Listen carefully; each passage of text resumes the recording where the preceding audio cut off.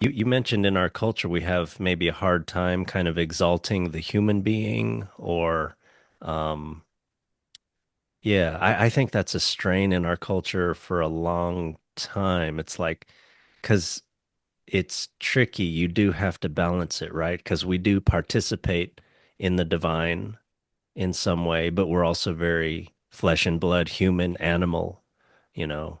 There's just it's a very complex thing, you know. Mhm. I think that's some of the culture wars too, like with say about Darwinian evolution. To some people don't want to accept it. I think because they can see that it can't people can use that to say we're just animals. It's sort of like Mm. life is meaningless, like the Dawkins kind of meme, kind of idea that there's we're just the playthings of genetics and evolution. It's sort of life. You can kind of see life as purposeless, and certainly it's an attack on a lot of the traditional ideas of beauty, goodness, truth, meaning in life, Christian God or whatever.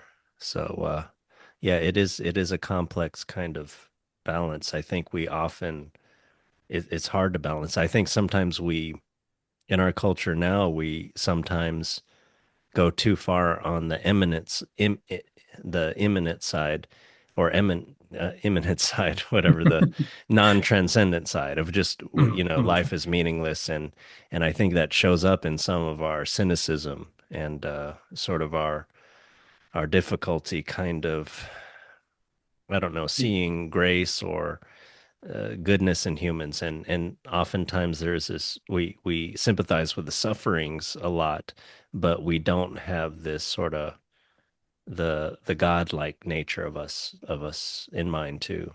So, Yeah.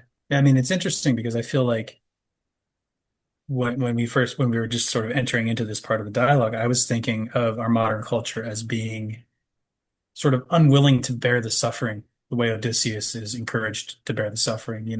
We were yeah, talking a little bit, I don't know if it came up in the podcast, but I know part of our planning had been about like the aesthetics of the smooth for the right. podcast on beauty and just sort of the way we want everything to be easy and not have any friction and just kind of have no trouble.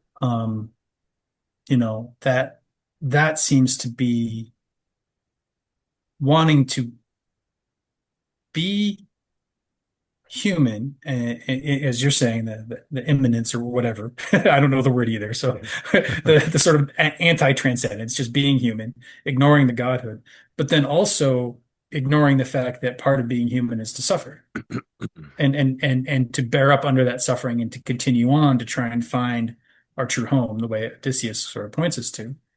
Um, we don't kind of want to do either of those things. We don't want to have a God that we're relating to, and we don't want to be human. And I mean, I guess it's hard to be human and bear up under suffering if you think there's no God, there's no salvation. It's just shitty suffering, or you ignore the shitty suffering. Yeah, I think that's So that's some key to it.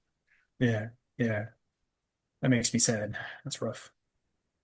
Um, yeah, but that's why I like the Christ story so much. Is you have the story of bearing the cross. I mean, talk about bearing the cross until you're crucified on it, and then you rise. Then you're resurrected. You rise again. Yeah, Um, I think that's you know you could say Odysseus is very Christ-like. He bears the cross of loss of homeland while longing for home until finally he's washed up naked on the shores of the Phaeacian lands, and then finally is brought home and is able to tell his story, relate all the trauma he's carrying, he's able to get it out of himself, and then he's whisked home on his magical ship. yeah, It's the easiest journey he's made the entire Odyssey is like how he finally gets home. It's just like that, no problem, as described in this chapter. please like and subscribe for more of our open-minded content, and comment below on your thoughts or questions about the story. Let us know if you'd like us to cover another stimulating story, and thank you for participating.